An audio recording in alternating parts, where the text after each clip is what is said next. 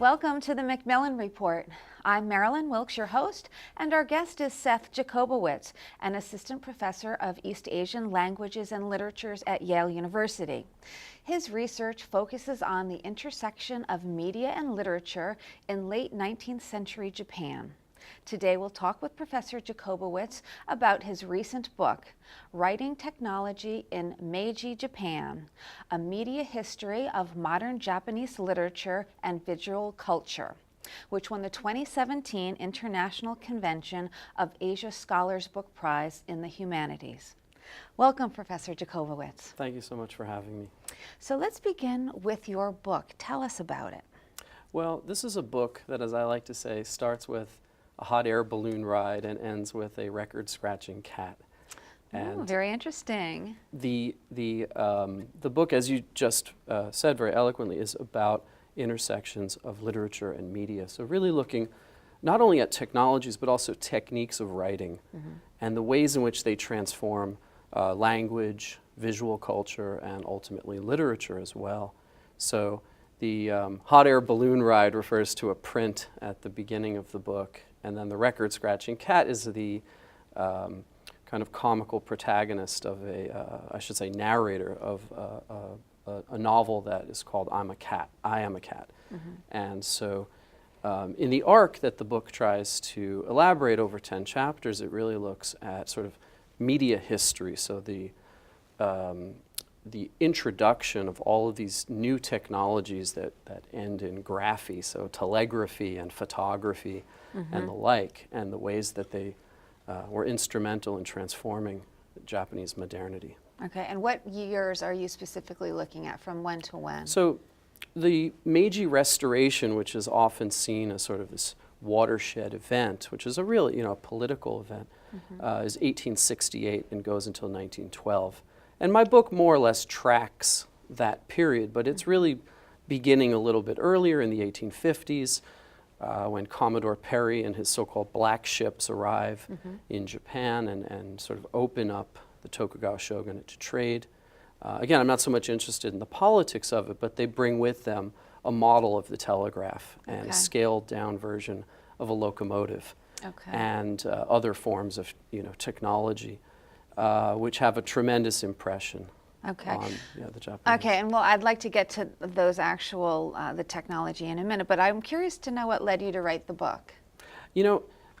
I was very fortunate. When I graduated from college, I had a Fulbright for a year and I went to Japan, and that was really the point where I'd finally reached a level where I could read in Japanese. We were talking a little bit earlier about, with Spanish and other languages, sometimes students start reading the newspaper in their second semester of language study. With Japanese, it takes a much longer period of time. I can imagine. And so I was in Japan at Nagoya University. I was finally able to read, better than earlier, and I kept coming across a certain catchphrase when I was looking at sort of the Meiji era literature.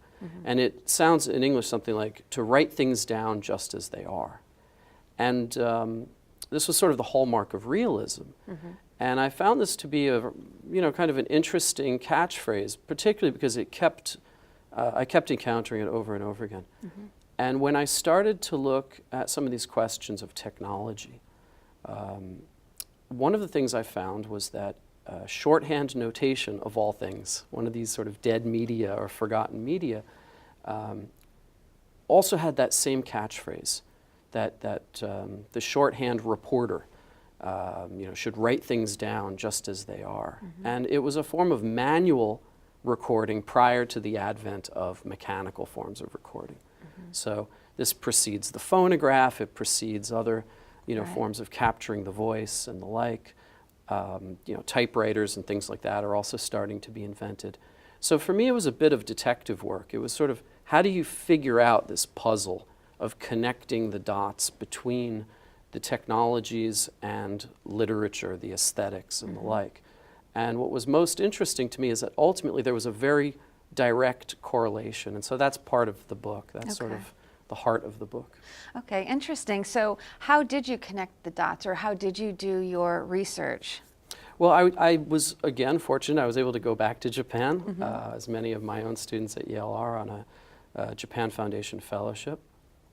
And I was able, by digging into the archives, kind of get elbow deep in the dust and crumbly books, to find the original copies of not only literature, but also transcribed pamphlets of a kind of theatrical storytelling that was very popular. It's still very popular in Japan, but it was sort of the dominant thing in the sort of old downtown entertainment district of Edo, and then later Tokyo. And the shorthand reporters were sort of prohibited from recording some political forms of speech because it was considered to be controversial, and the government was trying to kind of keep a lid on the people's democracy movement and so forth. So they were looking for another outlet to sort of show off their skills. And this form of theatrical storytelling became the occasion for them to sort of show what they could do. And so there it was, sort of in the prefaces of these little pamphlets, the scribbling that almost looks like Arabic, the just very simplified lines and circles and so forth that make up shorthand, alongside, in Japanese, these very interesting prefatory comments that would say things like, shorthand notation, which is a kind of verbal photography, offers a way of capturing speech in these new ways. And in fact, this sort of became the model for a new vernacular language to come into being. It becomes a much longer story, which we don't have time for today, but Japanese in pre-modern times had many different styles of speech and writing. Okay. And what we see ultimately with the advent of a new modern literature is something like the vernacular style that is so popular in Western languages and literatures. And that came about through the medium of shorthand. Okay. So let's look at some of the technologies, and you mentioned, kind of the opening up of Japan through outsiders coming in and some of the things that they brought. So let's talk about some of those things.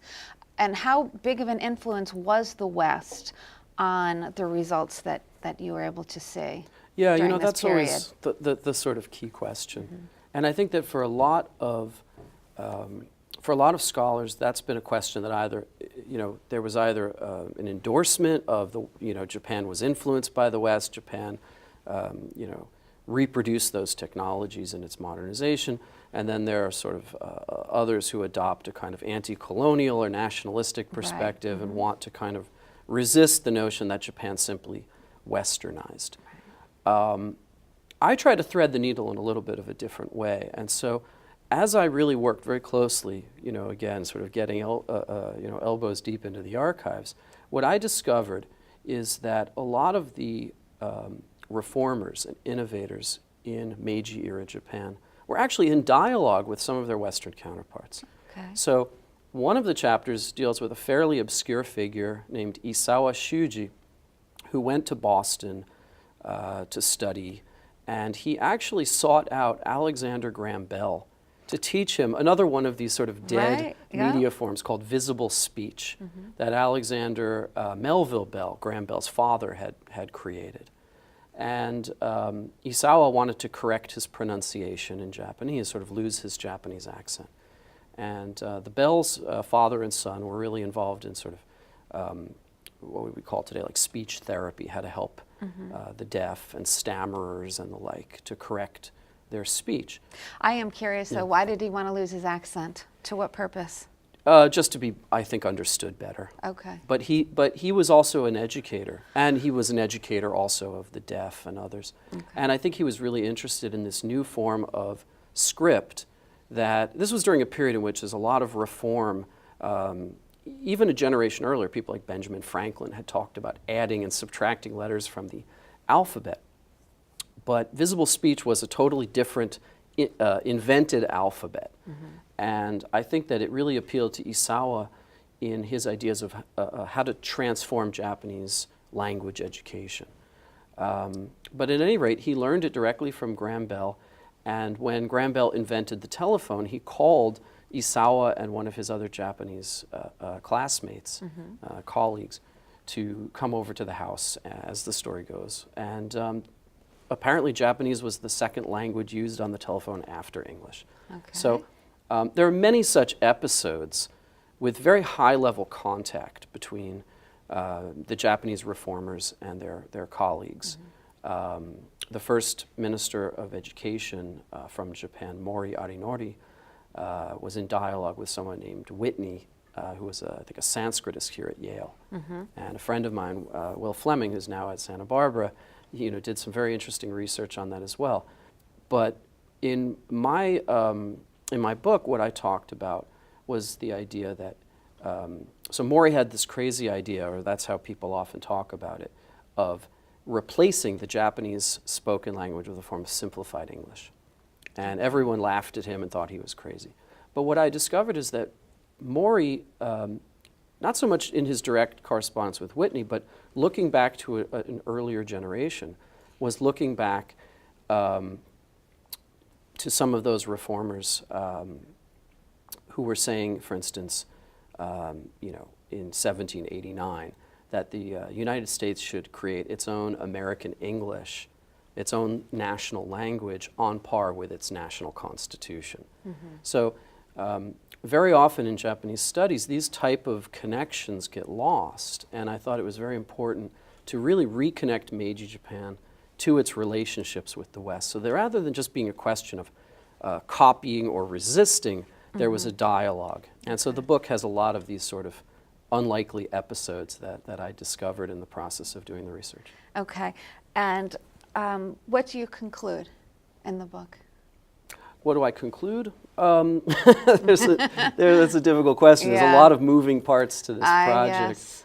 Well, I'll rephrase that. If you wanted, if you had one thing you'd like your reader to take away from your book, what would it be? I would say that the technologies that we use, that we speak through, also speak through us.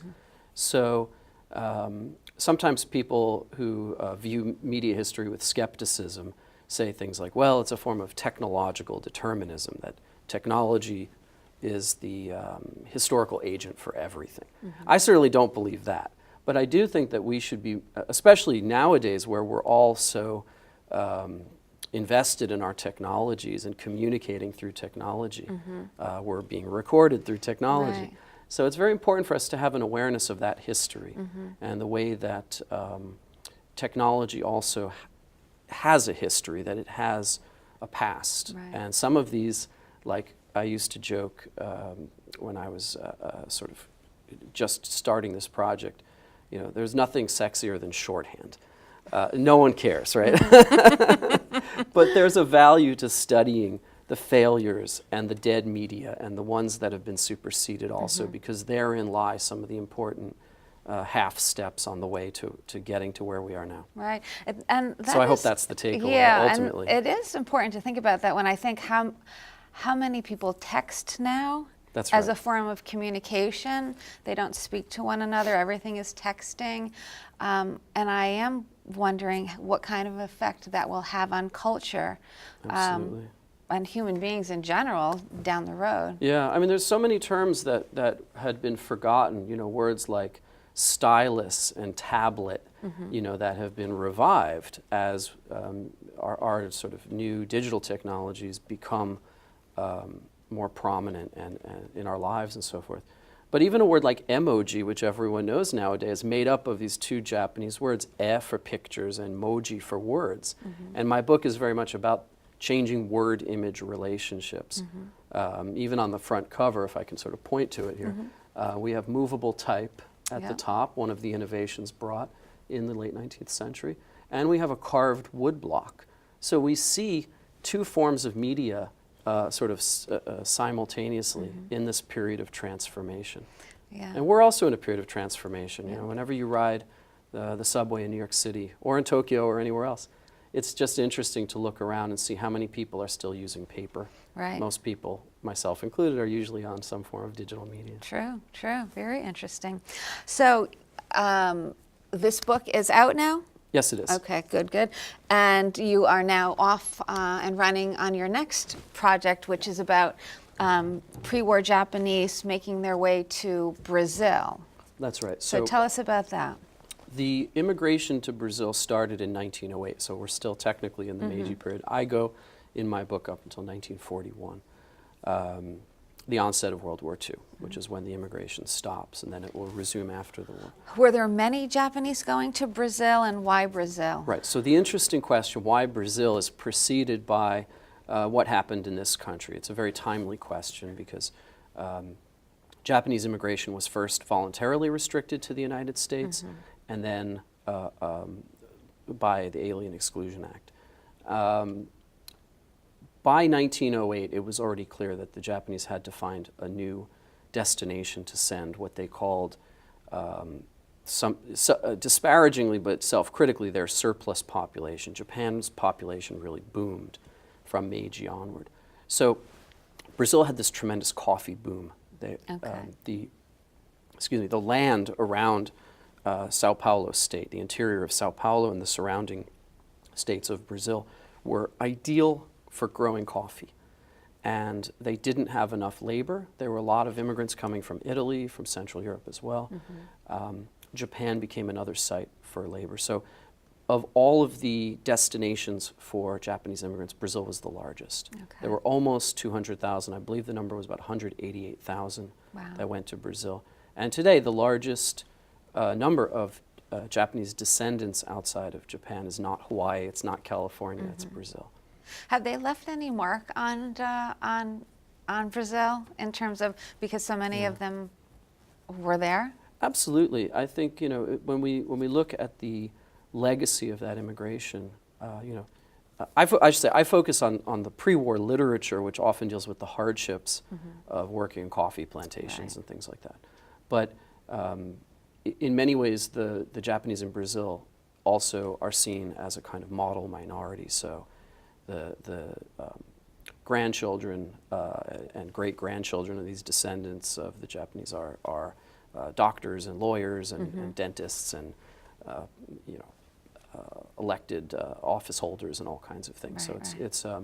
It's a very important part of the Japanese diaspora that is, I think, not so well known in this country. But I agree with that. So hopefully people will read the next book as well and learn something about that. So we have something to look forward to, so that sounds very fascinating as well. And thank you so much for being here with us today and sharing some of your work. Thank you for having me. It was my pleasure.